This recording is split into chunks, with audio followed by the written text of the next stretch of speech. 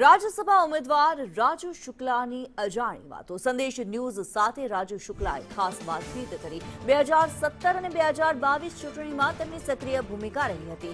2024 લોકસભામાં મહત્વની જવાબદારી સંભાળી હોવાનું રાજુ શુક્લાએ જણાવ્યું છે। ભાજપની જીત પાછળ રાજુ શુક્લાની મહત્વની ભૂમિકા રહી છે। સંઘ વિસ્તારક તરીકે કામગીરી કરી હોવાનું પણ તેમણે કહ્યું।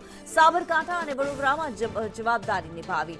સાંજે 6:03 ટિકિટ મળવાની જાણકારી તેમને મળી હતી। કેસી પટેલે ઉમેદવારીની માહિતી આપી હોવાનું રાજુ શુક્લાએ જણાવ્યું છે। રાજ્યસભા ઉમેદવારી બાદ રાજુ શુક્લા ચર્ચામાં છે।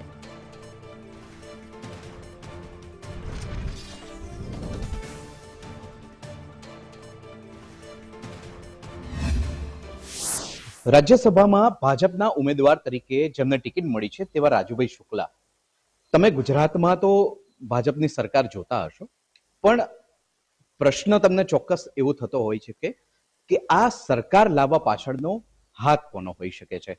રાજુભાઈ શુક્લા, તેમની સાથે વાત કરીશું। રાજુભાઈ, મારી જાણકારી પ્રમાણે જે રીતે સંઘની વિસ્તારક યોજના હોય છે એ વિસ્તારક યોજનાનો તમામ કારભાર ગુજરાત રાજ્યનો આપે સંભાળ્યો છે। વર્ષ 2017ની સ્થિતિ કેવી હતી અને કેવી રીતે સરકાર લાવવામાં તમે મદદરૂપ બન્યા? એટલે સરકાર લાવવામાં હું મદદરૂપ બન્યો છું, આ બહુ અતિશયોક્તિ ભર્યું કહેવાય।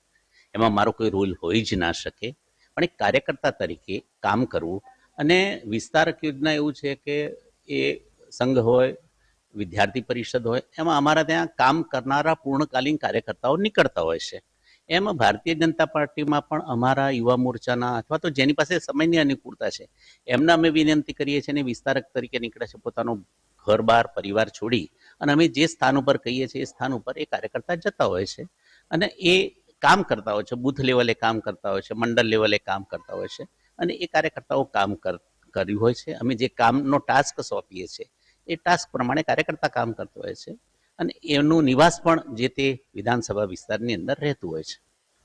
રાજ્યસભાની ટિકિટ તમને મળી છે, આવી રાજુભાઈ શુક્લાને જાણકારી કેવી રીતે થઈ, કેટલા વાગે થઈ અને કોણે આપી? રાજ્યસભાના સભ્ય તરીકેનું મારું નામ છે એ 6:03 કેસી પટેલ, અમારા ખૂબ વરિષ્ઠ આગેવાન છે પાટણના, એમનો મારા ઉપર ફોન આવ્યો કે રાજુભાઈ અભિનંદન। મેં ગુસ્સેના કે તમારું નામ રાજ્યસભામાં છે। મેં કહ્યું સાહેબ આભાર, પણ મારી પાસે માહિતી નથી, મને વોટ્સઅપ કરો। એમણે વોટ્સઅપ લિસ્ટ કર્યું અને એમાં મારું નામ હતું, એટલે 6:03 જ મને ખબર પડી છે, એ પહેલા મને ખબર નહોતી।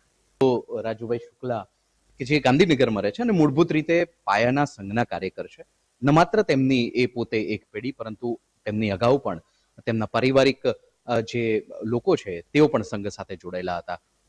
સંદેશ ન્યૂઝ સાથે રાજુભાઈ શુક્લાએ ખાસ વાતચીત કરી છે। નિર્મલ દવે, સંદેશ ન્યૂઝ, ગાંધીનગર।